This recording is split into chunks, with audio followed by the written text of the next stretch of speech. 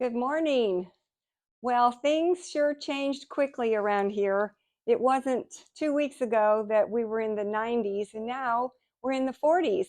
And they're projecting a freeze, a light freeze tonight. And so I just wanted to go through some of the things that my husband and I have done to get my plants ready and prepared for these cold snaps. And then in just a few days, it's going to be back up in the 80s again. So, but that's okay. I have got everything ready and I can bounce from one temperature to the next, no problems. So the first thing we're doing is I have brought as many plants as I can into the garage. I am so lucky that I only need to get one car in this garage. So I have found these were on the side of the road, if you can believe it. On one of my morning walks, I found these outside and I snatched them up, and they are wonderful to keep my plants up off the cold concrete. That will help. Another thing I have is a heat lamp. I have about 2 or 3 of these that I plug in and turn on in the evening. My plants are probably not real thrilled that I have my garage door open right now, so I do my best to keep that garage door closed as often as through the day as I can. And I'm also really lucky I have a window. So I have it closed right now because the glare was kind of having a problem. It was just too bright for shooting this video. But as soon as I'm done, I open that window all day long and the plants appreciate it. And on days when the temperatures are 60s and up, I do try to keep the garage door open some to give them a little light, and they kind of like that. It would be really great if these shelves had wheels, and I may try to come up with some little casters to put them on, and then I could wheel them out on the days that it's really nice. I also have plants on the far back against the wall on an old workbench and another little bench. So anything I can find to put plants on, I do. And so I also have more plants outside that need to come in, and that's what we are going to have to do in the next few hours before we get into that cold snap. They say 32, and that is going to be tough on some of my plants. So like my plumeria, I definitely brought her in right away. I have a coleus, my kalanchos, my just all of these things are much happier in here. Okay, so let's go outside and take a look at what else is going on. So another little tip I have is whenever you're walking around and you see people throwing away their pool umbrellas, here is what I do.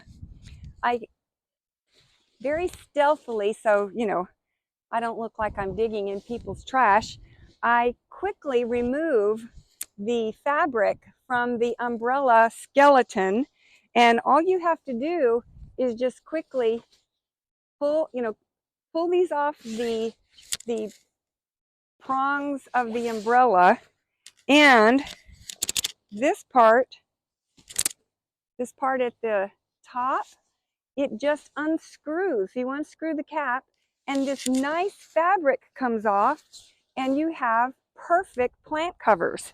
So thank you to my friend Diane who told me about this tip years ago. And so we've been collecting umbrella fabric for several years now. And so I have quite a selection. I've got quite a few here, and they are so nice to just pop over individual plants that would really like a break from the freeze.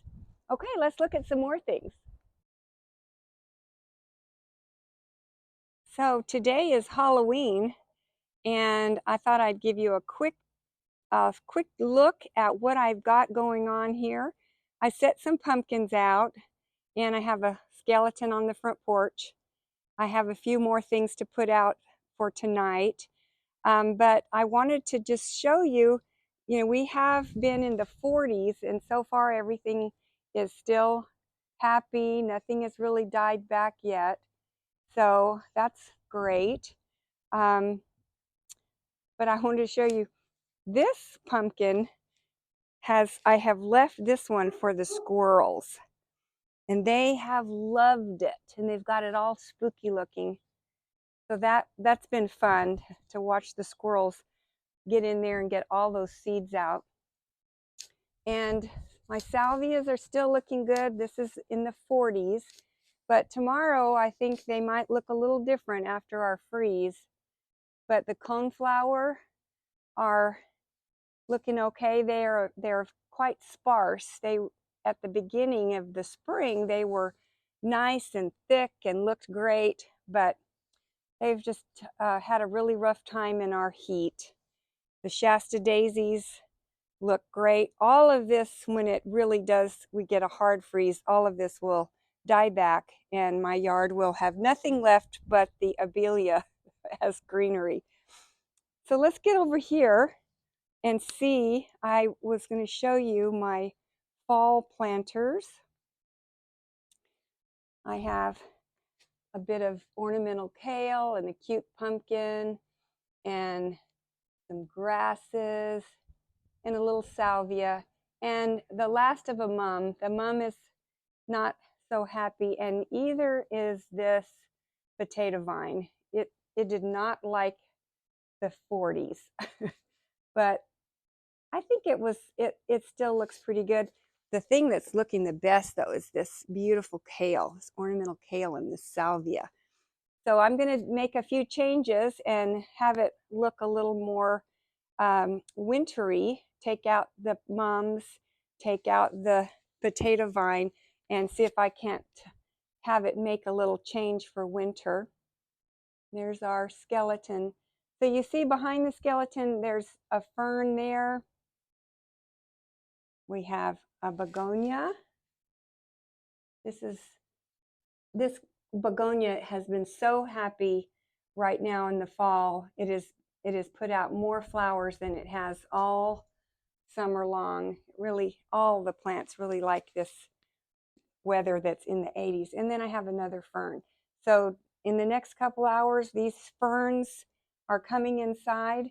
I overwintered this one last year, so this is its second year, and it's just gorgeous, and I certainly don't want to lose it. So I will be bringing those inside. And let's walk around here. The salvia looks so good. I hate to see everybody, when they in their next stage where they go to sleep, but it's tough. Right now the lantanas look great. I have a new abelia, 4 new abelias back here, and they're looking really nice and happy. I kept everything watered all through the hundreds, the 3 months of solid hundreds. I kept everything watered and it all survived. We have a knockout rose here. The roses seem to be a lot smaller than I remember them. So I don't know if I need to up their feed or find out what's going on. But anyway, more lantana, and the gomphrena, the fireworks gomphrena, is looking so good. It's probably the last day. So I'll have to come out here and shoot everything after the freeze and see what it looks like. These little pumpkins, you light them, are electrified, and I'm going to put those out at the street and have them glowing for the trick-or-treaters tonight. I wanted to point out my foxtail fern. I do bring this in. I had been leaving it out through the winter, planted in the ground, and every year it died back completely, and it was taking forever to come back. And so I have decided from now on that all my foxtail ferns, I will put them in pots and bring them in every year. I want it to be big and lush and fabulous, and that was not happening with our climate change. Our winters have just gotten too harsh for this kind of thing. So that's what I'm doing with my foxtail fern. So I'm in the backyard now, back here at the fire pit area, and I wanted to show you some things that are not happy. This is Vinca or periwinkle, and I am not covering this. I am not taking it in the garage. This is an annual, and I'll just pull them out and throw them in the compost pile. But they were so pretty, all just this entire summer and early fall, they look great. But sadly, they kind of bit the dust. That was in the 40s. And another thing I am going to just throw a sheet over is my spider plant. The only reason is I have too much of it. I can't bring all of these in. And my spider plant comes back every year if I cover it. Everything dies, but those roots at the bottom, they do come back. Something that I wish that I had brought in yesterday or 2 days ago was my hibiscus. And it did not like the 40s. Look at this.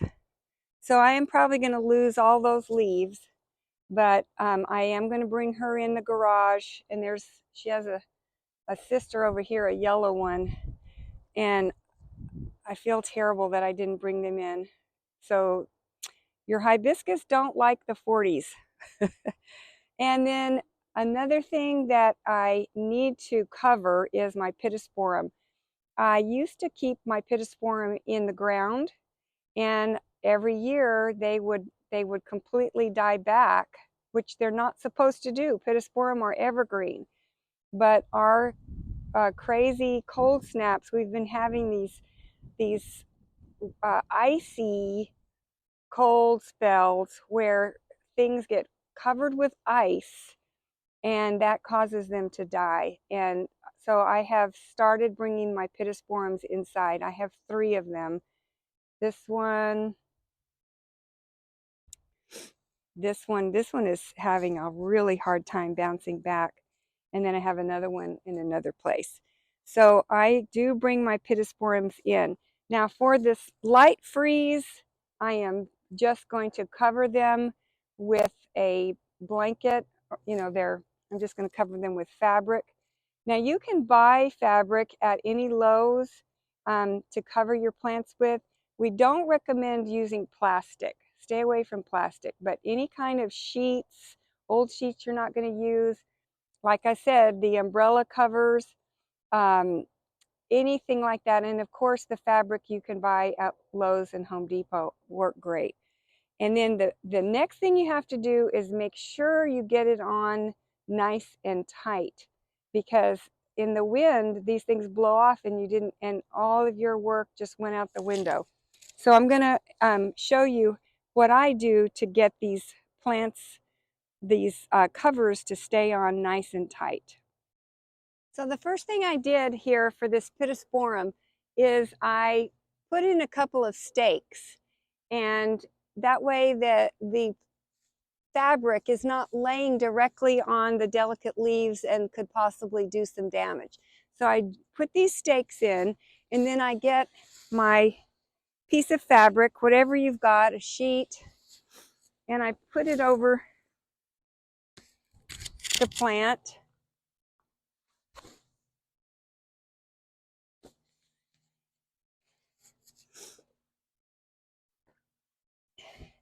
And then I have a rope. I have this rope, and it's just, whatever you've got, some kind of twine, and you're going to go around the base of the pot, going underneath the lip of the pot. So you're not going to be wrapping this around the plant, but around the pot. And this will keep the wind from blowing your fabric away. Okay, so it is nice if you have 2 people, but I'm just by myself. So here we go. What I have found is if I kind of start up high and then work my way down. So I make a loop around, and then I start moving the rope down And I try to tuck the plant leaves up as I'm going. So there's some leaves, some branches down low here trying to break. I don't want to break any branches. Going under the lip. Okay, so I've got it under, really good on the back. And now I can go around on the front and, oh, see, there's a branch trying to come out. Tuck that branch in and keep checking, going around. There's another branch over here trying to poke out. Okay, I think we've got it. So now, tighten it, double check you don't have any branches caught. And tie this nice and tight. And you're ready for winter. One more thing before we go. There's a hole here. And so what I like to do is bunch it all together. Let me move out of that sun. Bunch it all together, and then I use some duct tape and just duct tape around that hole, and then we keep our heat inside. So I just planted these rock rose only about 2 weeks ago. So, and there's another one over here. So because they are so new and they have not had a chance for their roots to get established, I am going to cover them. I'll just throw a sheet over them and put some rocks around the base to keep the sheet there.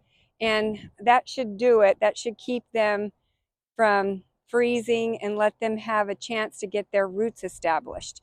So anything that you've planted in the last couple of months, I would definitely cover it. They're just not had a chance to get those roots established. It's also time to bring in all your hummingbird feeders, wash them out really well, and store them away. We don't have any hummingbirds around here for a while, but in late February, early March, you'll want to put them back out.